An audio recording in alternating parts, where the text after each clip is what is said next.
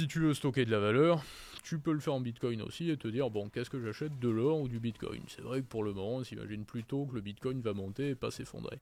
Et donc, je veux dire, les Américains ont ce talent de créer, même à leur détriment, ce qui marche, malgré tout. Et dans la presse américaine, moi qui connais bien la presse, pour travailler dans la presse aussi, même si c'est pas ma source de revenus principale, par rapport au contexte de presse qu'on connaît, il y a des vérités qui se disent dans la presse américaine qui se diront jamais dans la presse française, parce que en France, on est prêt à sanctionner, alors qu'aux États-Unis, c'est business is business. L'Européen va dire, je me sers de la monnaie numérique de banque centrale, à la fois pour tracer ma population et pour avoir une monnaie qui va permettre d'éponger du déficit. Donc dans l'état d'esprit de la Banque Centrale Européenne, on va se dire, on injecte de la monnaie numérique de banque centrale et on paye la population, on paye les charges sociales avec la monnaie numérique de banque centrale. Je pense que contrairement à ce que tout le monde attend, il n'y aura pas de crise de l'immobilier. Okay. Parce qu'au premier abord, on pourrait se dire, si y a un resserrement monétaire, il va y avoir une baisse du cours de l'or et des métaux précieux. Là, il y a eu un resserrement monétaire, il n'y a pas eu de baisse du cours de l'or et des métaux l'or précieux. a explosé. L'or a explosé.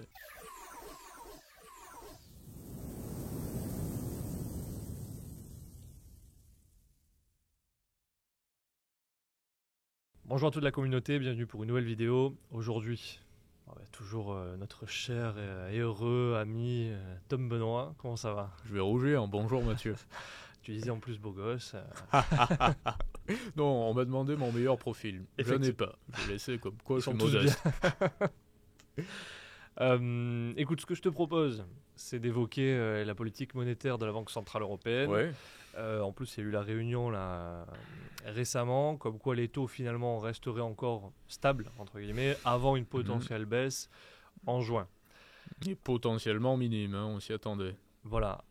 Et ce dont on pourrait discuter, on va essayer d'être quand même assez pédagogue dans notre approche pour pas perdre, didactique et pédagogue pour pas perdre les auditeurs. On parlait notamment de réserves obligatoires et de facilité de dépôt, la rémunération. Donc, qu'est-ce que tu veux en dire? Qu'est-ce qu'on pourrait entrevoir dans les mois qui arrivent? Alors, ce qu'on peut rappeler déjà dès le départ, c'est que les réserves obligatoires, c'est un panel de titres, pour ainsi dire, facilement liquides ou rapidement liquides, que les banques dites de second rang, les banques commerciales, sont tenues de garder sur leur compte à la Banque centrale. Donc en l'occurrence à la Banque centrale européenne, pour les 110 ou 115 banques qui sont affiliées à la Banque centrale européenne. Le taux de réserve obligatoire aujourd'hui à la BCE, c'est 1%. Précédemment, il était à 2%. Ça veut dire que 1% ou 2% de tous les crédits qui sont émis par une banque doivent être tenus comme réserve obligatoire. Ce qui est intéressant de noter, c'est que je lisais le rapport 2023 de la BCE qui a procédé à toute une série de tests sur la plupart des banques de l'Eurosystème et il en est sorti que les banques étaient en très bonne santé financière. J'ai été étonné parce qu'on en avait parlé, on avait fait un numéro sur les banques, on peut inviter également à revoir ce numéro parce qu'il est encore dans l'air du temps, il n'est pas obsolète. Et il y a un gros problème de capitaux tangibles dans la plupart des banques de l'Eurosystème. Et il y a un gros problème également d'engagement sur les produits dérivés des banques dans l'Eurosystème. Et sur une quarantaine ou cinquantaine de pages du rapport de la BCE, il n'y a absolument rien sur les produits dérivés et il n'y a rien sur les capitaux tangibles. Le seul élément que la Banque Centrale Européenne a sorti comme étant potentiellement dangereux, c'est l'engagement des banques commerciales sur des locaux commerciaux, en disant que les locaux commerciaux sont à risque et que par conséquent, il pourrait y avoir une crise systémique qui viendrait des locaux commerciaux. Alors, on parlera de l'immobilier plus tard, parce que d'autre part, il y a beaucoup à dire sur la stabilité du marché de l'immobilier. Et moi, tu vas me dire ce que tu en penses, vraiment pas étonné que la Banque Centrale Européenne remonte son taux de réserve obligatoire durant les temps à venir. Premier point, les réserves obligatoires étaient rémunérées au taux principal de refinancement jusqu'en 2022. Septembre 2022, la Banque Centrale Européenne décide de ne plus rémunérer les réserves obligatoires au taux principal de refinancement, mais de les rémunérer au taux de la facilité de dépôt. Ce qui peut paraître logique finalement, puisque l'excédent, si une banque dépose plus de liquidités qu'elle n'est obligée d'en déposer à la Banque centrale, l'excédent est rémunéré au taux de la facilité de dépôt. Et le 18 septembre 2023, au cours du mois de septembre en tout cas, la Banque Centrale Européenne a décidé de ne plus rémunérer les réserves obligatoires. Communiqué de la Banque Centrale Européenne il y a 4 semaines. On va abaisser, pour faire clair, de 50 à 15 points de base l'écart de ce que la Banque Centrale Européenne fait payer aux banques commerciales lorsque les banques commerciales obtiennent de la liquidité de la Banque Centrale Européenne, et l'écart qui distingue donc ce qu'elle fait payer et ce que la Banque Centrale Européenne rémunère aux banques commerciales lorsque les banques commerciales déposent de l'argent. Réduction de 50 à 15 points de base. Au premier abord, on peut se dire, bon, c'est un cadeau fait aux banques, ça va permettre aux banques commerciales d'obtenir plus facilement de la liquidité. Or, il n'est vraisemblablement pas du tout dans l'idée de la Banque centrale de faciliter le terrain pour les banques de second rang, pour les banques commerciales, pour obtenir de la liquidité. Donc la grande question à se poser, et aujourd'hui, je mets un peu ma main à couper en quelque sorte, c'est est-ce que le taux de réserve obligatoire va être considérablement augmenté, au minimum doublé, ou est-ce qu'il va être vraiment augmenté durant les temps à venir, et est-ce que c'est pour ça que la Banque centrale aujourd'hui est en train de préparer le terrain pour que les banques commerciales puissent obtenir plus facilement de la liquidité. Donc ça, c'est pour la perspective monétaire de la Banque centrale européenne. Autre point, on parlait des taux lorsqu'on s'est retrouvé tout à l'heure. Les taux vont être durablement élevés. On en avait parlé dans plusieurs vidéos, c'est ce qu'on peut imaginer. Est-ce qu'on peut imaginer un taux principal de refinancement durablement haut et un taux de la facilité de dépôt plus bas, un écart qui jusqu'à présent ne s'est jamais produit? Ça aussi, ça représenterait un changement, on va dire, de politique dans les stratégies des banques centrales. Et au-delà de ça, il y a toutes les concurrences des crypto-monnaies, on va en parler là aussi, et des monnaies numériques de banque centrale qui vont faire leur apparition. Effectivement, alors pour recontextualiser, il y a 3 taux d'intérêt, bien souvent on pense qu'il n'y a qu'un seul taux d'intérêt, il y a taux de refinancement, facilité de crédit, facilité de dépôt. Grosso modo, refinancement, c'est je vais chercher des liquidités auprès de la banque centrale sur 24 heures, donc un taux qui est élevé, facilité de crédit sur une semaine, et taux de facilité de dépôt, c'est des liquidités au jour le jour, je dépose des liquidités auprès de la banque centrale, puisque chaque banque commerciale, on a tout comme un système, une pyramide entre guillemets avec toutes les banques, et en dessus on a la banque centrale, et nous on a des comptes auprès des banques commerciales, les banques commerciales ont un compte auprès de la banque centrale, une sorte de chambre de compensation entre les différentes banques. Donc aujourd'hui effectivement il y a un taux de réserve obligatoire qui est à 1%, alors il a été à 2% précédemment, il a été baissé à 1% en 2012. Effectivement. Et ce qui s'est passé, c'est que les réserves excédentaires, comme elles étaient rémunérées, enfin, quand le taux de facilité de dépôt était négatif, en temps de taux avant le Covid, on avait des taux très bas, voire négatifs, en tout cas la facilité de dépôt était négative, les banques étaient taxées par le fait de laisser de l'excédent de liquidité auprès de la Banque centrale. Ce qui pose un problème philosophique même, parce qu'on se dit l'argent que vous déposez à la Banque centrale vaut rien. Il faut payer pour laisser cet argent. Exact. Le problème des taux négatifs. Totalement. Et donc ces banques-là étaient taxées. D'ailleurs, il y a eu même des banques commerciales, vu qu'elles payaient en gros une sorte d'impôt, pas toutes, mais qui commençaient à se poser des questions, à se dire, les gros clients qui ont beaucoup de liquidités dans nos banques, il va falloir les taxer, puisque nous, on paye une sorte d'impôt. Bien sûr.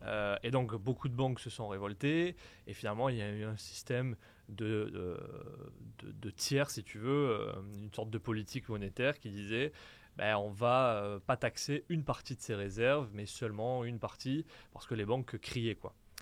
Aujourd'hui, les taux ont remonté et le taux de facilité de dépôt, du coup, aujourd'hui, ces banques qui ont des réserves excédentaires se retrouvent à générer beaucoup de bénéfices par le simple fait de mettre de la liquidité auprès de la Banque centrale européenne, ce qui est logique puisque la Banque centrale européenne, ce qu'elle veut, c'est justement pas que ces banques prêtent, mais plutôt qu'elles mettent de la liquidité de côté pour éviter de faire surchauffer l'économie. Et la Banque centrale européenne va probablement devoir, on en a beaucoup parlé ces dernières semaines, venir en aide aux États européens également.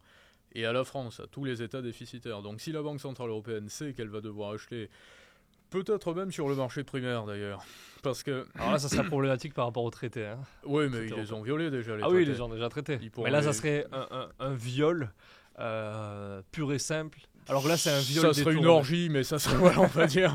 Mais justement, je veux dire, ça serait aller plus loin que ce qu'ils ont fait, mais je pense qu'ils vont le faire. Et là aussi, je mets ma main à couper, parce que la première fois, ils ont acheté sur le marché secondaire, ils ont fait les TLTRO également à partir de 2010, parce que tout le monde pense que la politique d'assouplissement quantitatif a démarré en 2015. Ah, bien sûr. Et ça encore, ce sont celles et ceux qui connaissent la monnaie, parce que les autres pensent que ça a démarré avec le Covid et qu'on est venu à imprimer de l'argent parce qu'avec le Covid, tout allait s'effondrer. Mais en réalité, il y a 2015, il y a le quantitative easing, mais en 2010, la Banque Centrale Européenne fait les fameux TLTRO, des crédits très avantageux pour les banques commerciales en disant « vous allez prêter aux ménages » et aux professionnels. Sauf qu'on s'est aperçu quelques temps plus tard que les banques commerciales n'ont pas prêté aux ménages et aux professionnels, mais qu'elles ont acheté des obligations d'État.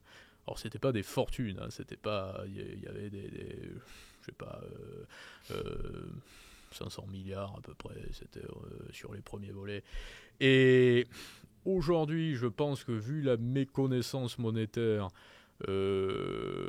qu'on peut observer dans la classe politique dans son entier, je pense que la Banque Centrale Européenne pourrait arriver directement en disant les États sont tellement, je dirais pas mal gérés, mais je dirais dans une situation budgétaire catastrophique. Oui, mal géré, ouais, voilà. Moi je le dis, mais eux ils le diront pas, mais ils diront qu'on est obligé de venir acheter des obligations d'État. Tant pis, on éponge notre monnaie a été stable très longtemps, l'euro est plutôt stable depuis le début. Mais là, cette fois-ci, on va prendre sur nous. Il va y avoir des tensions avec les Allemands, parce que les Allemands accepteront moins, pour toutes les raisons qu'on connaît. Ils ont peu de dettes, ils n'ont pas les mêmes problèmes. S'ils parviennent à résoudre leurs problèmes énergétiques, ils pourront résoudre également leurs problèmes budgétaires, parce qu'ils auront plus de croissance, ils auront plus d'impositions à lever, d'une façon assez saine, pas par la dépense publique. Ils n'ont pas 60% de dépenses publiques par rapport au PIB. Et enfin, ils n'ont pas les mêmes problèmes de dette, surtout.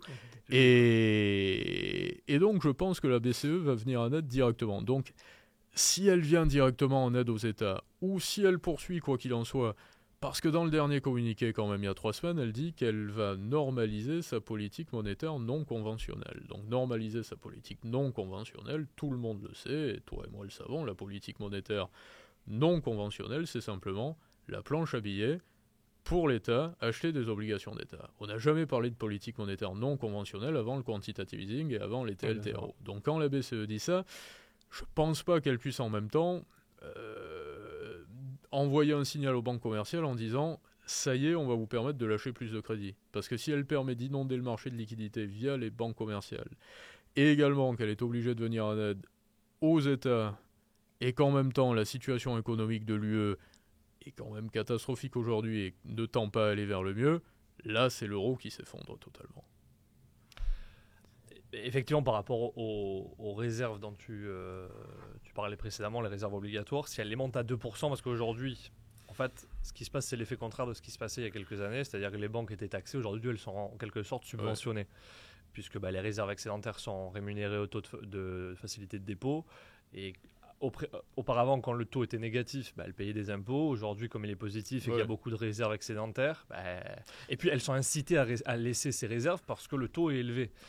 Donc forcément... Et c'est pour ça que sur le marché boursier, il faut également, je fais une parenthèse, prendre avec beaucoup de précaution les résultats des banques. Parce que ça peut changer. Oui. Voilà, il ne faut pas comparer le résultat de quand tu regardes le book to price, de toute façon, la valeur comptable par rapport à la valeur de marché des banques, elle est pourrie.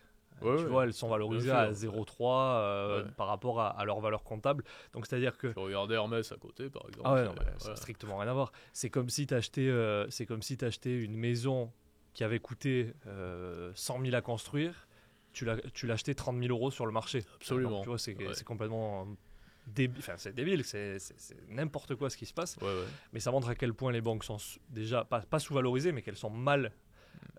valorisées d'un point de vue du marché, en tout cas par rapport à leur bilan comptable qui est survalorisé du coup. Mais c'est vrai qu'aujourd'hui, il pourrait y avoir une augmentation du taux de réserve obligatoire pour justement éviter de subventionner les banques comme elles le sont actuellement par la Banque Centrale Européenne. Qu'est-ce que tu penses des banques d'affaires ? Beaucoup de gens parlent des banques d'affaires aujourd'hui parce que la crainte justement c'est que la politique monétaire, nous on a 5 mégabanques en France, les Allemands ont un système bancaire un peu plus stable, mais en Europe on s'aperçoit que le système est compliqué parce qu'avec des ministres de l'économie qui disent on va taxer les super profits également. Si tu as un ministre de l'économie qui dit on va taxer les super dividendes, par essence, tu sais qu'il va y avoir une fuite de capitaux et qu'il y a des gens qui ont beaucoup de capital qui se disent petit à petit vont taxer le capital. Donc il y a des risques de bank run qu'il y a ici, qu'il n'y a pas au Moyen-Orient ou qu'il n'y a pas encore aux États-Unis. Et j'ai l'impression qu'il y a beaucoup de personnes qui se réfugient dans les banques d'affaires aujourd'hui. Ces banques d'affaires, tu vas avoir des entreprises dans les banques d'affaires ou des gros patrimoines. 1 million minimum à peu près. Voilà, donc est-ce que ces personnes-là sont soumises au même risque que monsieur, madame, tout le monde auprès de la banque commerciale, on va dire la banque retail traditionnelle? A priori, les réglementations bancaires s'appliquent pour toutes les banques qui sont dans le système. Mais on s'aperçoit qu'elles ont une santé financière, enfin, elles ont, a priori, globalement, elles ont une meilleure santé financière. Meilleure. Après, du coup, pas tout le monde peut y être exposé. Ouais. Donc, alors, ça dépend des banques après. Voilà, mais JP Morgan, tu peux pas, par exemple. Voilà. Donc, c'est pas monsieur, madame, tout le monde qui va pouvoir y être. Julius Baer, tu peux essayer. Citibank, JP Morgan, tu entres pas à moins de 10 millions à peu près. Ouais, alors j'ai pas les chiffres exacts en tête. Mais a priori, c'est des banques plus solides. Mais il n'empêche qu'elles sont soumises aux mêmes réglementations que la banque retail, quoi. Elle est mieux valorisée en bourse, par contre, ça c'est clair et net. Au-delà de ça, il y a les monnaies numériques de banque centrale qui vont faire leur apparition. Et là, je suis en train de me poser une question qui est, est-ce qu'on va tous créer les mêmes CBDC, les mêmes NMBC, monnaie numérique de banque centrale, ou si on le dit en anglais, CBDC. Parce que, au départ, moi, je serais chinois aujourd'hui, et banquier central ou politique, je me dirais, on a beaucoup d'or, jusqu'à présent sur notre yuan traditionnel, on se fait un peu avoir et on accepte de se faire un petit peu avoir, mais on favorise nos exportations. Là, si on lance la monnaie numérique de banque centrale, finalement, adossons-la à l'or. Plutôt que d'attendre avec les BRICS de créer une monnaie BRICS adossée à l'or et un panier de devises, on peut créer une monnaie numérique de banque centrale adossée à toutes les réserves d'or qu'on a au sein de la banque centrale. Et si les Chinois venaient à faire ça, ça voudrait dire que la monnaie numérique de banque centrale qui va être créée par la Commission européenne, par la Banque centrale européenne, et celle qui va être créée par la Réserve fédérale n'auront rien à voir avec la monnaie numérique de banque centrale chinoise. Ah oui, mais alors, la problématique, effectivement, dans l'idée, si c'était une monnaie digitale, monnaie numérique de banque centrale sur ce système, on serait sur un système d'étalons or numérique, pour ainsi dire, donc une réserve d'or, et la contrepartie de cette réserve d'or, c'est une quantité de monnaie numérique de banque centrale. Moi, sur ce système-là, je serais plutôt d'accord. C'est pas mal comme idée. Ça serait pas mal. Bon, il y aurait toujours le risque de trop peu d'anonymat parce que les banques... Ça, c'est notre problème, mais à la rigueur, j'ai envie de dire, on y viendra, même dans le circuit bancaire traditionnel. Quoi qu'il en soit. Oui, bien sûr. Voilà. De toute façon, avec TracFin, etc., aujourd'hui, c'est quand même bien ficelé et ils peuvent suivre pas mal de transactions. Toujours des moyens de passer outre. Mais, Bitcoin. Ou autre, il y a d'autres solutions encore. Mais la problématique qui se poserait, s'il y avait une monnaie digitale de banque centrale adossée à l'or, c'est que les gouvernements, ou le regroupement de gouvernements, quand on parle de la zone euro, perdraient en fait la mainmise sur leur politique monétaire. Pourquoi ? Parce qu'aujourd'hui, il y a une quantité d'or, d'accord, qui tend à augmenter ou à être plus ou moins stable, mais en tout cas qui est indépendant, enfin la quantité existante est indépendante de la volonté du politique, c'est-à-dire s'il a décidé de faire tourner la planche à billets à son bon vouloir parce que pour telle ou telle raison, aujourd'hui il peut le faire avec la monnaie fiat, avec de l'or il peut pas. Que je sache, tu vois, copier une once d'or, ça c'est pas du jour au lendemain, il faut éliminer, il faut pouvoir après le traiter, le purifier, ce que tu es en train etc. de souligner en réalité, là c'est la question de se dire, est-ce que les banquiers centraux partout dans le monde vont se dire on profite de créer les monnaies numériques de banque centrale pour créer une monnaie un peu comme avant en quelque sorte, c'est-à-dire une monnaie stable, ou alors au contraire on profite de créer une monnaie numérique de banque centrale pour faire pire qu'aujourd'hui et au-delà de l'impression monétaire pouvoir même mettre une date de validité de la monnaie. Oui, la monnaie fondante. La monnaie fondante. À mon sens, ils n'ont aucun intérêt, même si je suis d'accord avec toi et ce serait mieux de tendre vers une monnaie digitale de banque centrale adossée à l'or. Mais ils n'ont pas vraiment intérêt à le faire. Pourquoi ? Parce qu'ils perdraient en tout cas la mainmise sur la politique monétaire et donc leur capacité à manipuler les taux et la monnaie pour pouvoir favoriser les exportations, favoriser un petit peu ce qu'ils ont envie de faire. Quand tu fais ça, c'est comme si en fait tu perdais ton pouvoir sur la politique monétaire parce que... Attention, parce que là on le voit avec un regard occidental. Et on se dit, nous on est des générateurs de déficit. Qu'on soit européen ou américain, on se dit on est générateur de déficit. C'est pas mal d'avoir l'arme monétaire sous la main. Mais si tu es chinois, tu vois les choses totalement différemment. Tu te dis on a récupéré un tiers de la monnaie globale, et nous, notre monnaie, on est forcé justement de la maintenir par rapport à des manœuvres monétaires plutôt faibles que fortes pour favoriser nos exportations, et on ne profite pas finalement à sa juste valeur du PIB réel qu'on exporte et de la richesse qu'on exporte. Donc en tant qu'occidentaux, pour nous, si on faisait ça, ce serait pas utile, mais on pourrait pas le faire parce qu'on n'a pas assez de réserves d'or. Les Chinois peuvent le faire parce qu'ils ont suffisamment de réserves d'or, et en plus ils peuvent se dire, on peut avec ça se servir justement de notre monnaie numérique de banque centrale comme d'une arme qui va premièrement attirer des investisseurs, parce que si tu as un particulier aujourd'hui et que tu as la CBDC de l'Eurosystème qui a un seul but, qui est de te tracer, te ficher, tu vas pas en acheter. Par contre, si tu vois la monnaie numérique de banque centrale chinoise qui est adossée à l'or, tu vas avoir un engouement vers la monnaie numérique de banque centrale chinoise. Et dans ce cas-là, ce qui se passerait... Bon, déjà, l'I-Yuan, on est quand même assez loin on est plutôt sur le traçage de la population aussi, que de la liberté, la possibilité de faire un petit peu ce qu'on en veut. Quand tu regardes aujourd'hui, ce qui se passerait, c'est-à-dire que si l'or prend de la valeur, mécaniquement, ta monnaie digitale de banque centrale prendrait de la valeur. Absolument. Ce qui se passe aujourd'hui, l'or est en train d'exploser sur le cours, donc forcément, ta monnaie numérique, que ce soit le yuan, que ce soit l'euro, le dollar ou autre, prendrait de la valeur. Et quand une monnaie prend de la valeur, c'est qu'elle prend de la valeur par rapport à une autre monnaie, donc un taux de change qui est en sa faveur par rapport à une autre monnaie. Le problème, c'est que quand tu as des économies qui se basent, en tout cas qui basent leur modèle de croissance sur les exportations, comme la Chine par exemple, si sa monnaie prend de la valeur, donc le taux de change augmente en sa faveur et en la défaveur des monnaies voisines, type dollar, euro ou autre, et ce qui porte préjudice en fait à ses exportations, parce que du coup, comme sa monnaie prend en valeur, il me faut dépenser plus de dollars pour acheter la même quantité de marchandises chinoises, puisque le renminbi prend de la valeur. Et donc, comme je dois dépenser plus de dollars ou d'euros pour acheter la même quantité de marchandises chinoises, je vais aller acheter chez le voisin qui potentiellement produit de la meilleure qualité, ce qui n'est pas compliqué par rapport à la Chine. Généralement, leur qualité commence à être de la meilleure qualité, oui, mais ils ont une situation de monopole. C'est Janet Yellen cette semaine qui disait que les Chinois exerçaient une concurrence déloyale par rapport à leur... comment disait-elle, surcapacité, la surcapacité chinoise. C'est sûr. Et du coup, ce qui se passe, c'est que, en tout cas, la Chine, par rapport à ce jeu et ce mécanisme de taux de change, perdrait en compétitivité. Et c'est d'ailleurs ce qui se passe aujourd'hui, c'est comme elle ne veut pas perdre en compétitivité, ce qu'elle fait, c'est qu'elle a énormément de réserves d'obligations américaines. Ce qui se passe, c'est qu'elle exporte des marchandises. Le gros acheteur d'obligations en 2023, c'est la Chine américaine. Et du coup, la Chine exporte notamment aux États-Unis. Elle reçoit des dollars. Et avec ces dollars, elle les recycle, elle achète de la dette américaine. Et avec cette dette américaine, elle a la capacité de venir influencer le taux de change dollar-renminbi sur les marchés pour essayer de le maintenir suffisamment bas. D'ailleurs, quand tu regardes le cours dollar renminbi, elle essaye de le maintenir suffisamment bas pour justement continuer d'exporter. Et en fait, c'est exactement ce qui s'est passé avec les accords de Plaza en 85 au Japon. Elle n'a pas intérêt à changer de modèle de croissance.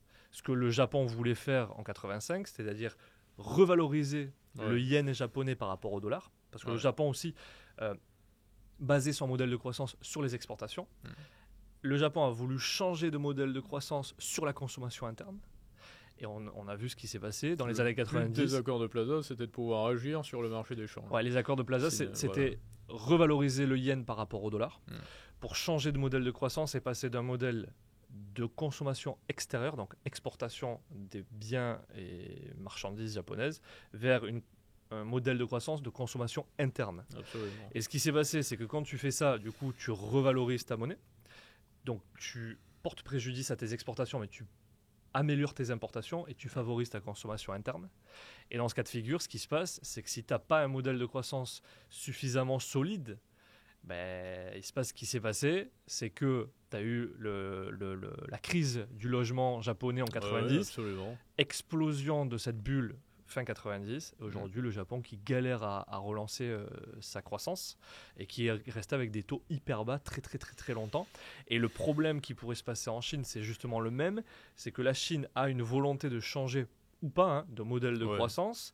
Et en faisant ça, en favorisant la consommation intérieure, il y a eu, et il y a actuellement la crise immobilière en Chine, ça représentait 30% du PIB, et du coup tu te retrouves avec un pays qui commence à petit à petit être un petit peu dans la galère par ce mécanisme de volonté de changer de modèle de croissance. Alors le Japon, c'est intéressant parce qu'il y a les accords de Plaza, il y a la bulle immobilière qui éclate assez vite et finalement les prix reviennent au début des années 2000 au même niveau qu'avant la formation de la bulle immobilière à peu près au Japon.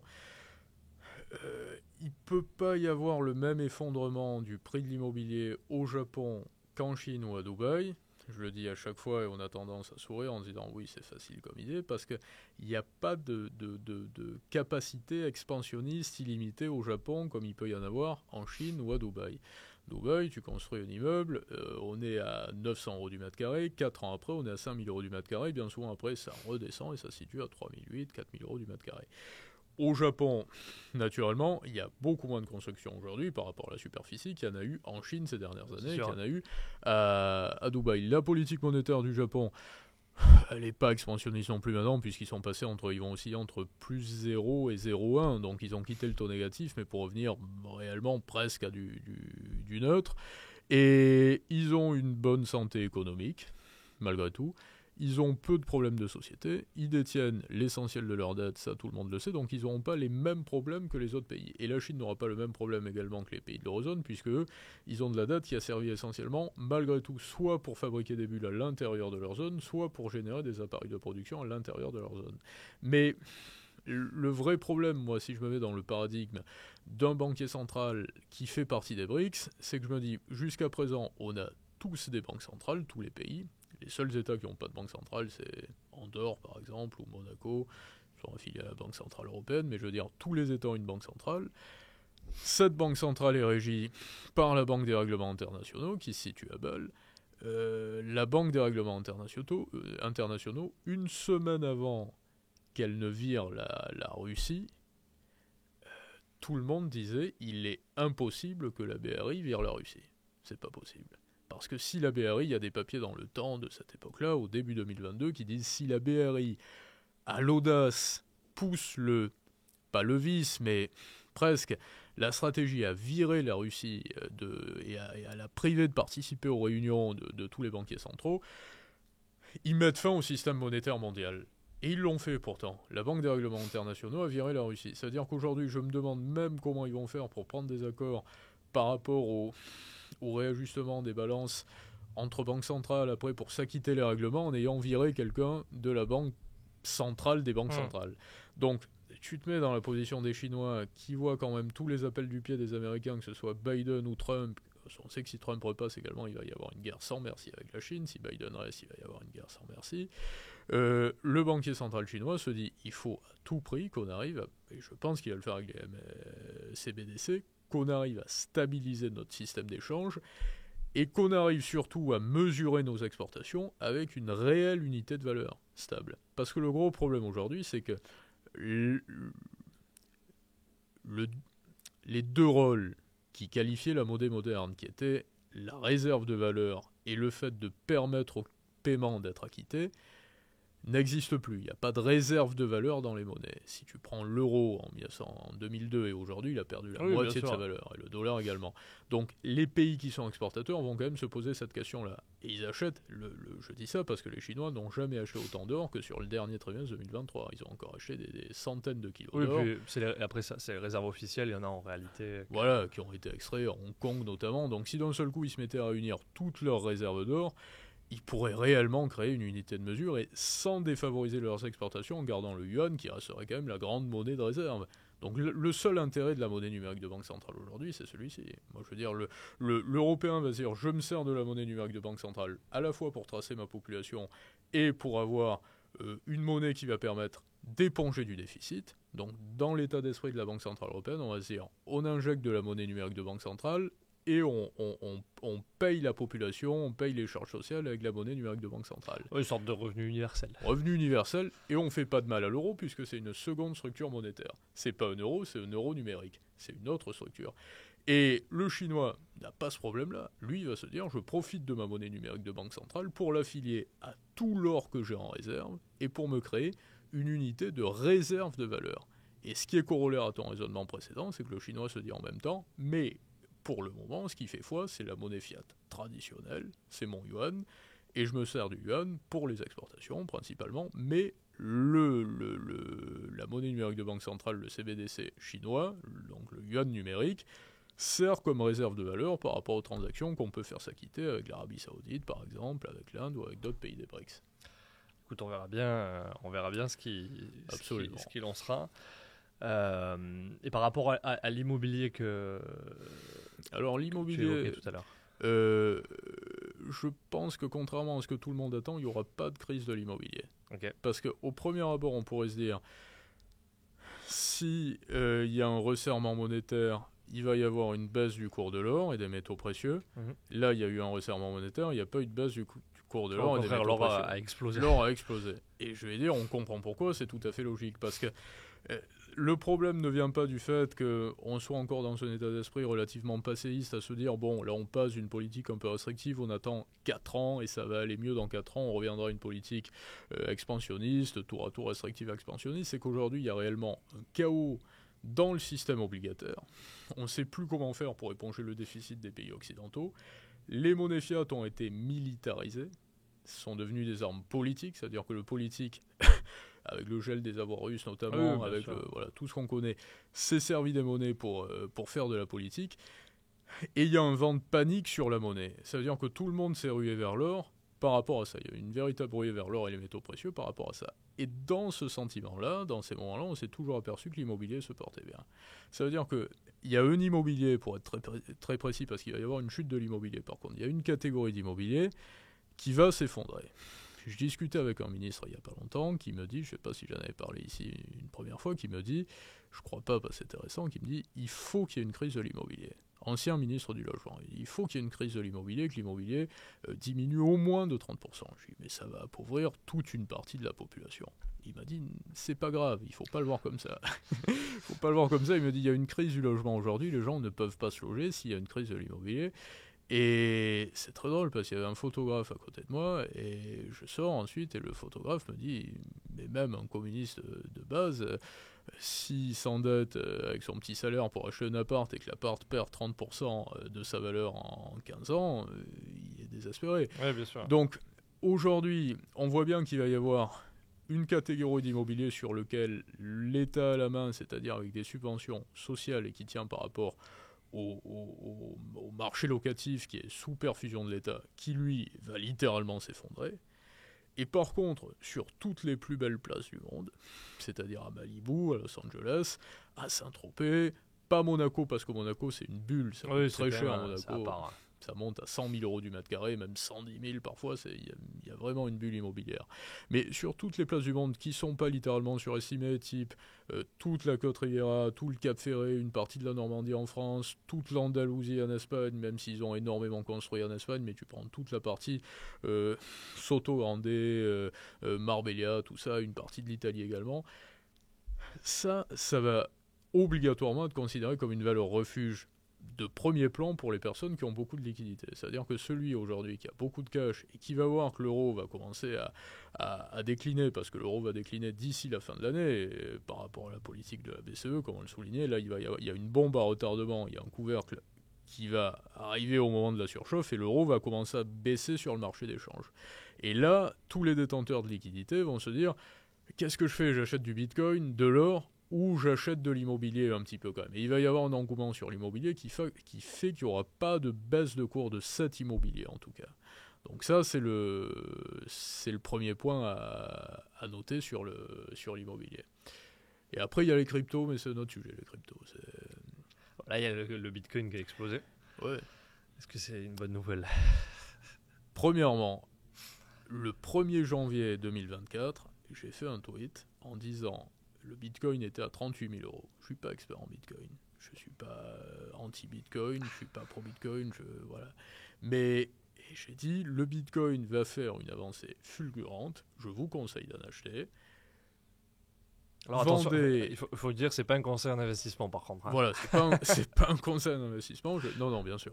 Je vous conseille d'en acheter malgré le flou qui règne sur l'origine du Bitcoin aujourd'hui.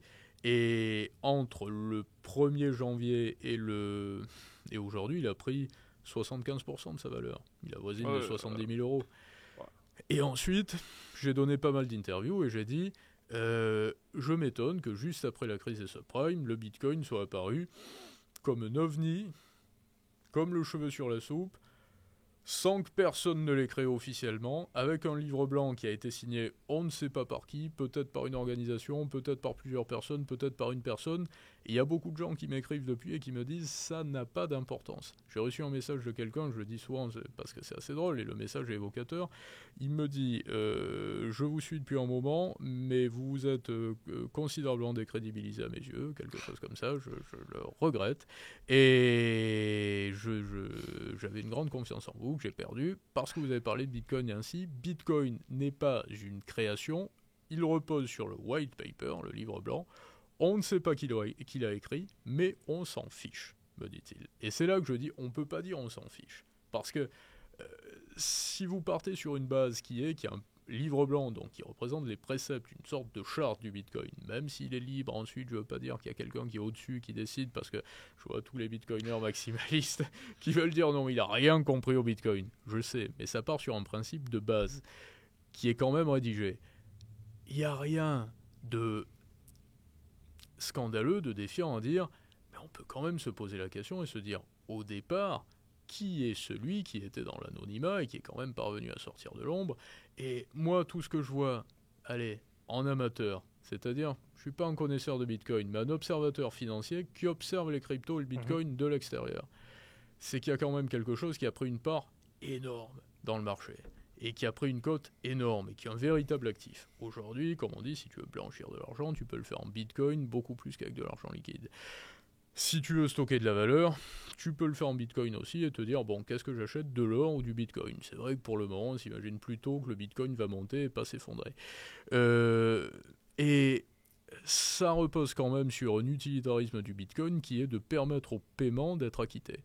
Ça veut dire que si Bitcoin permet d'être une monnaie de paiement, c'est aussi et principalement parce que les banques centrales du monde entier ont validé Binance, par exemple. Alors, il y en a qui vont me dire, non, mais les bitcoiners maximalistes, on se fiche de Binance. Même si demain Binance n'existe plus, Bitcoin subsistera. On pourra faire passer des paiements, c'est décentralisé. D'accord, mais il y a quand même 50, plus que ça, même une majorité de paiements qui passent en Bitcoin via Binance aujourd'hui. Donc, les banques centrales du monde entier, BCE et Fed, ont validé Binance, qui a pour principale vocation de gérer une crypto-monnaie, le Bitcoin, parce que tu supprimes Bitcoin, Binance a beaucoup moins d'avenir devant elle ou lui, si c'est une société. Et les banques centrales ont fait ça sans savoir qui avait créé Bitcoin. C'est la première fois que ça arrive. C'est qui, tu penses, qui serait derrière le Bitcoin ? Réserve fédérale américaine, fédérale évidemment. Non, mais si, puisqu'on est un peu à l'aise maintenant, on peut dire la vérité. Non, mais il est évident que le Bitcoin est une création américaine. Et il faut quand même savoir que la plupart des Bitcoins sont logés aux États-Unis aujourd'hui. Et il arrive comme l'objet qui a tout pour séduire pour des raisons parfaitement légitimes. Comme je disais précédemment, les Américains se disent... On crée de la monnaie dette et ça nous permet de compenser notre déficit, mais on sait que sur le plan monétaire, on court à notre perte. Bon, ils le font, ça leur profite. Mais étant donné qu'ils voient plus loin que ça, ils savent que tôt ou tard, il va y avoir des gens qui vont vouloir s'extraire du système. Ça veut dire que tu compares dans les années 70 aux années 2020, par exemple, le mode opératoire des sociétés. Les années 70, tu as des sociétés qui font du chiffre d'affaires et qui dégagent du cash. Et elles veulent avoir du cash, que ce soit en Europe ou aux États-Unis, en se disant le cash a une valeur, il est plutôt stable, on peut investir dans l'immobilier est comme ça aussi. Donc tu sais que si tu accumules du cash, même s'il y a beaucoup d'inflation, tu peux rapidement faire des crédits même, et ouvrir des leviers pour avoir de l'immobilier. Et aujourd'hui c'est différent, tu regardes toutes les grosses sociétés. Bien souvent elles font pas de bénéfices. Tu as des sociétés gigantesques, type Blablacar par exemple, qui mettent 15 ans avant de faire une larme de bénéfices. Avec toutes les levées de fonds qu'il y a eu, ça c'est clair qu'il y en a plein qui sont toujours. Ça veut dire que ça fonctionne comment ? Ça veut dire que ça fonctionne sur des modes opératoires qui se sont acclimatés au système et que tout le monde vit sur la société en quelque sorte. C'est des sociétés qui ont un gros train de vie, mais qui n'ont plus pour vocation à sortir du bénéfice, parce que la monnaie perd de plus en plus sa capacité d'être une réserve de valeur. Les Américains voient ça et en prennent vraiment conscience après la crise de 2008, qui est la grosse piqûre de rappel de la création monétaire démesurée par la dette, la crise des subprimes, et se disent, tôt ou tard, il va y avoir un système décentralisé qui va apparaître. Parce que quand on est européen, on se dit, c'est pas possible, ce sera interdit. Quand on est américain, on se dit, il y a quelqu'un qui va le créer. Si on le crée dans l'ombre, mais qu'on le fait réellement en professionnel et qu'on montre qu'il est réellement décentralisé. Ça veut dire qu'effectivement, aujourd'hui, si tu veux faire venir de l'argent de Russie, tu te sers du Bitcoin. Tu passes pas avec de l'argent liquide. Tu veux passer avec 40 000 euros de liquide dans un avion, il faut mettre les billets entre des livres, c'est hyper compliqué. On donne pas toutes les astuces. Je donne pas d'astuces, c'est informatif, mais je veux dire... Et tu veux passer avec de l'or, tu passes pas avec de l'or, les portiques des aéroports, tu passes avec une clé Ledger. Et les banques centrales qui ont quand même une grosse crainte aujourd'hui, c'est le blanchiment d'argent et le financement du terrorisme. Sont pas alertés. Est-ce que tu as entendu un jour Thierry Breton qui veut tout interdire, par exemple, qui passe sur tous les plateaux en disant on va interdire les réseaux sociaux, Est-ce que tu as déjà entendu Thierry Breton dire Bitcoin est un grand danger et passer sur les réseaux comme ça ou sur les émissions de télé ? Non, la commission... Un jour peut-être. Un jour peut-être, voilà, mais je veux dire, la Commission européenne et la Banque centrale européenne, aujourd'hui, ne parlent pas de Bitcoin. Et je parlais du rapport au début de cette émission de la Banque centrale européenne sur les crypto-monnaies. Et... elle alerte, dans son dernier rapport 2023, la Banque centrale européenne, sur la concurrence des crypto-monnaies. Ça veut dire qu'elle y va très soft, et elle parle simplement de concurrence. Pour le moment, la monnaie, c'est ce qui est émis par le souverain, c'est-à-dire par l'État, et donc par la Banque centrale européenne, qui est un organisme, en l'occurrence, indépendant pour la BCE des États. A priori, du moins. A priori, avec un conseil des gouverneurs qui votent tous. On les voit jamais voter, mais ils votent tous à l'unanimité. Ça me fait toujours sourire parce qu'on entend les gouverneurs ont voté à l'unanimité. J'aimerais bien voir comment ils votent à l'unanimité aussi. Mais c'est une parenthèse. Et donc là, à ce moment-là, la Banque centrale européenne, mais je dis ça pour alerter, je suis pas anti-Bitcoin. Hein, je veux pas qu'il y ait des gens qui... Je pense que tu vas te faire beaucoup d'ennemis. Hein. Je sais, mais... ils sont faits déjà, donc il faut pas que ça me porte préjudice. Voilà, je t'ai prévenu en avant. Et donc, je veux dire, à partir de là, je suis pas anti-Bitcoin, je dis même que c'est un outil formidable. Mais je veux dire, posons-nous la question quand même, comment se fait-il que cet outil formidable, c'est comme si la Banque centrale européenne arrivait d'un seul coup en disant allez, on lâche du lest, on autorise la circulation de l'argent liquide. Aujourd'hui, tu n'as pas le droit d'avoir plus de 10 000 euros chez toi, tu n'as pas le droit d'avoir 500 euros dans la rue, et de payer plus de 3 000 euros une voiture. Et puis même les billets de 500 sont hors circulation. Hors circuit, maintenant. Et là, sur Bitcoin, ils considèrent que c'est un concurrent, et finalement, ils sont bons joueurs. Ils acceptent d'avoir un concurrent. Ils se disent pourquoi pas faire à plusieurs, parce que c'est ce que dit la BCE, elle dit il va falloir que les banques apprennent à travailler dans un milieu concurrentiel avec les crypto-actifs. Avec une petite piqûre quand même de rappel là aussi en disant bien que pour le moment ce ne sont pas totalement des monnaies, ce sont principalement des actifs, mais qui permettent de valider des paiements. Donc la BCE quand même ouvre la voie aux crypto-actifs comme actifs permettant de valider des paiements. Le Salvador, on en a parlé régulièrement, avait reconnu Bitcoin comme monnaie officielle. Ça veut dire que là, effectivement, c'est là où j'avais pas évolué, mais que je m'étais adapté à ce qui s'était passé. Et je dis, le fait qu'un État, ça c'est une réalité, c'est une révolution, le Salvador, c'est un allié des USA, valide Bitcoin comme étant une monnaie officielle. Bah, effectivement, ça veut dire que de simples crypto-actifs, ça devient un peu une monnaie. Je suis d'accord, là, parce que s'il y a quelques États finalement... Nigeria aussi. Nigeria aussi, plus tard. Et se mettent à accepter que le Bitcoin est une monnaie, bah, ouais, ça veut dire que tu as levé de l'impôt avec Bitcoin, mais là, à ce moment-là, la BCE a dit, nous, on n'acceptera pas de se transférer de banque centrale à banque centrale du Bitcoin. Ça veut dire qu'il faut qu'ils changent leur Bitcoin en dollars et qu'ils envoient du dollar ou de l'euro. Mais ça veut dire que ça devient effectivement une véritable monnaie, et que c'est pas seulement un actif. Mais j'appelle à la rigueur tous les bitcoiners maximalistes de la première heure à se dire, je me pose une question, effectivement. Toutes les crypto-monnaies ont des structures juridiques. Il y a des fondations, il y a des SARL même. C'est la vérité. Quand on dit ça, on dit mais il est fou. Il y a une Bitcoin qui serait la SARL Bitcoin, mais évidemment que c'est... Oui, mais tu regardes toutes les autres crypto-monnaies, elles appartiennent à des fondations. Il y a même l'Ethereum, on connaît le fondateur, le créateur. Bitcoin, on ne connaît pas. Ok, à la rigueur, moi, on me dit c'est la seule qui est décentralisée, elle est apparue comme ça. C'est pas parce qu'on ne sait pas qu'elle est décentralisée. Le livre blanc est sorti d'où, à quel moment, par qui a-t-il été mis en ligne? C'est ça la question qu'il faut se poser. Le livre blanc, c'est pas un livre incantatoire qui a été distribué voilà, par une divinité. Est-ce que tu, du coup, donc, toi, selon toi, ça serait la Réserve fédérale? Oui, la Fed, hein. Oui, mais en accord avec le système américain. Okay. Je dis la Fed parce que regarde, c'est pareil, l'ASEC là, qui a validé l'ETF Bitcoin pour BlackRock, qui est quand même...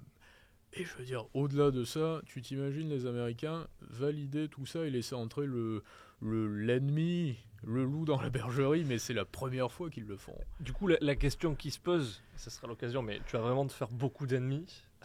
Après, ouais. Et je te laisse gérer, je te laisserai gérer les commentaires. Non, mais je suis comme Galilée quand il... Peut-être. La question qui se pose. Donc, a priori, le Bitcoin est hors de contrôle d'une entité centrale, de par sa construction décentralisée. Donc si c'est par exemple la Fed et de concert avec le gouvernement américain qui serait derrière ce projet, est-ce que tu penses que la Fed accepterait de perdre un petit peu, du coup, comme on disait tout à l'heure, la mainmise sur la monnaie? Et dans ce cas de figure, si le Bitcoin venait remplacer le dollar, comment elle ferait pour pouvoir manipuler la monnaie et dans ce cas de figure le Bitcoin? À chaque époque, il y a une chose qui évolue, mais au départ, et c'est ce qu'il y a de plus beau dans les évolutions, c'est qu'au départ, je veux dire, c'est comme les histoires d'amour, quoi. Au départ, on tombe amoureux et après on s'organise. Mais tu verras jamais un couple qui se rencontre en disant on s'organise, on dit bien qui fera quoi, et après on tombera amoureux. Ça c'est sûr. Ça se passe pas comme ça. Et au départ, là, dans le truc, ça a été de se dire c'est formidable, on a besoin d'une réserve de valeur, Bitcoin répond à ça. Et on peut avoir une réserve de valeur, on peut faire s'acquitter tous les paiements, on peut faire du trafic d'organes avec Bitcoin, on peut faire du trafic de drogue, c'est la vérité, quoi, je veux dire, je dis pas, c'est la réalité. Aujourd'hui, avec Bitcoin, il y a effectivement, alors je sais que pour les actes illicites, tout le monde va me dire, mais c'est une minorité, il y a plus d'actes illicites qui sont faits avec du liquide, parce que le volume monétaire est plus gros en euros qu'en Bitcoin. Mais aujourd'hui, il y a bien des choses qu'on peut faire en Bitcoin, qu'on ne peut pas faire avec de la monnaie traditionnelle. Ça veut dire que Bitcoin répond à une demande. Et ce que les Américains ont toujours fait, c'est qu'ils ont toujours répondu aux demandes du moment. Et c'est pour ça que c'est entrepreneur. Hein. Et c'est pour ça que... Non, mais c'est vrai, c'est pour ça que quand je dis même, et là aussi, je me fais certains ennemis, mais d'autres... faire beaucoup. Hein. Beaucoup. Mais il y en a d'autres qui comprennent aussi et qui disent oui, c'est la vérité. Souvent, ceux qui connaissent et qui aiment bien les USA et qui disent c'est vrai que les USA, c'est une démocratie libérale parce qu'aux USA, si tu as une idée, tu peux la faire. Après, ça ne veut pas dire que tu vas pas avoir des ennuis et que tout se passe pas bien. Exactement. Mais en Europe, tu peux pas. Voilà. En tout cas, c'est beaucoup, et on pourrait continuer toute l'après-midi à Exactement. Plus difficile. Il faut passer par des circuits très compliqués, il faut être très original, mais tu peux de moins en moins. Aux USA, tu peux toujours, je veux dire, tu peux entreprendre aux USA comme on entreprenait en France dans les années 80-90, qu'on n'a pas connu. Et donc, je veux dire, les Américains ont ce talent de créer, même à leur détriment, ceux qui marchent malgré tout. Et dans la presse américaine, moi qui connais bien la presse, pour travailler dans la presse aussi, même si c'est pas ma source de revenus principale par rapport au contexte de presse qu'on connaît, il y a des vérités qui se disent dans la presse américaine qui se diront jamais dans la presse française parce que en France, on est prêt à sanctionner, alors qu'aux États-Unis, c'est business is business. Il y a quelqu'un qui gagne de l'argent avec quelque chose, on ne peut pas se permettre d'aller le voir en disant on t'a fait perdre de l'argent parce que nous, on considérait qu'il valait mieux pas, mais pourtant, c'était tout à fait légal. Et là, ils se sont aperçus justement que on n'est pas les seuls ici, au 23e étage de la Tour Montparnasse, à se dire le global money, la monnaie et de la monnaie dette aujourd'hui, le système obligataire occidental est en train de s'effondrer, donc la monnaie va s'effondrer. J'imagine que sur la côte est des États-Unis, à New York, et aux mêmes étages ou même plus haut, dans des tours, on s'est posé la question. Et on s'est dit, il y a peut-être des gens qui vont se dire, il faut qu'on crée une nouvelle unité de valeur monétaire, parce qu'on va pas se payer en pétrole, on va pas se payer avec des matières premières, donc il faut qu'on crée une unité de valeur. Et ça arrive après justement la période des subprimes. Et ce Bitcoin a tout, ils disent souvent, les bitcoiners maximalistes, l'or numérique. Parce que oui, effectivement, c'est un or numérique. Et même là, je suis d'accord avec eux. Sauf que l'or a 5000 ans, que le bitcoin a 15 ans. À ce détail près, c'est un or numérique. Et que l'or existe également matériellement, et que le bitcoin est quand même dépendant des clés Ledger aussi, et d'autres outils de stockage, on va dire, alliés du bitcoin, qui servent à sa manipulation. Et donc, je sais que les Américains sont parfaitement capables d'imaginer quelque chose qui est l'avenir et qui va succéder au système en vigueur aujourd'hui. Et ils savent très bien, ils savent pertinemment que l'hégémonie du dollar, ça ne durera pas toujours. Et comment ils feraient pour contrôler du coup le Bitcoin s'il est censé être décentralisé, selon toi? Ça, déjà aujourd'hui, on sait que avec le halving, il va falloir peut-être miner à perte. Parce que je discutais avec quelqu'un, je peux pas le dire parce que c'est quelqu'un qui est connu dans le Bitcoin et on n'a pas les mêmes points de vue, mais qui est de bon sens et que je connais peu également, mais j'ai discuté avec lui récemment et qui me disait il y a beaucoup de minage qui se fait, il se reconnaîtra, au Congo en ce moment, par exemple. Il y a beaucoup de minage qui se fait, ça par contre c'est de notoriété, au Kazakhstan aussi. Il doit y en avoir en Russie aussi. Oui, le prix de l'électricité est beaucoup plus et le bas premier aussi. pays, c'est les États-Unis. Aujourd'hui, BlackRock est quand même bien positionné sur Bitcoin. Avec le halving ce mois-ci, on sait que la rentabilité du minage va diminuer de moitié. Voilà, il faut que le prix augmente en tout cas pour compenser le coût et la difficulté. Alors moi, on m'a dit un petit peu tout là-dessus parce que ce que j'avais estimé, on était plutôt autour au moins d'une quarantaine de milliers d'euros. On me dit non, mais il faut regarder réellement l'unité. On peut miner à un bitcoin à 20 000. Donc si effectivement le coût de revient c'est 20 000 euros et qu'on gagne 36 000 et qu'il continue à monter, pourquoi pas? Par contre, si le coût de revient c'est 40-50 000 et que ça nous rapporte 30-35 000, c'est plus la même chose. C'est-à-dire qu'il y a des sociétés qui sont capables de miner à perte, comme BlackRock, qui peuvent continuer à miner. Et que les autres sociétés ne sont pas capables de le faire. Si je comprends bien, tu me corriges si je me trompe. Ouais. Moi, j'ai la sensation du coup que tu rejoins un petit peu. J'ai pu interviewer Philippe Béchade. Je ne sais pas si tu as vu. Je le vois la semaine prochaine d'ailleurs. Voilà.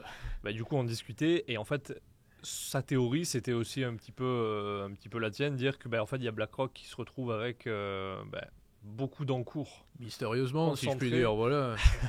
Donc vous vous entendrez bien aussi sur ce point-là, je pense. Et je le salue parce que c'est quelqu'un de brillant et je suis plutôt en accord avec lui. On n'a pas tout à fait les mêmes points de vue, mais je suis plutôt en accord avec lui. Effectivement, selon lui, il y avait une grosse concentration, en tout cas aujourd'hui, avec l'approbation de l'ETF Bitcoin sur BlackRock, quoi. Ouais. Donc, à voir. À voir l'interview. Mais je regarderai l'interview. Je n'ai pas vu l'interview avec Béchade, mais je... Tu vas te faire beaucoup d'ennemis, en tout cas. Je te le dis, il va falloir que tu modères les commentaires. Et je te laisserai y répondre. Voilà, je me dédouane. Au moment de la mise en ligne, je vais me réfugier quelque part et je modère les commentaires. Voilà. Tu vas passer du temps. Écoute, je pense qu'on a fait le tour. Oui, absolument. Je te remercie encore une fois pour ton intervention. Et puis, on se revoit dans le sud. C'est toujours un plaisir, on se revoit avec Aix-en-Provence. Exactement.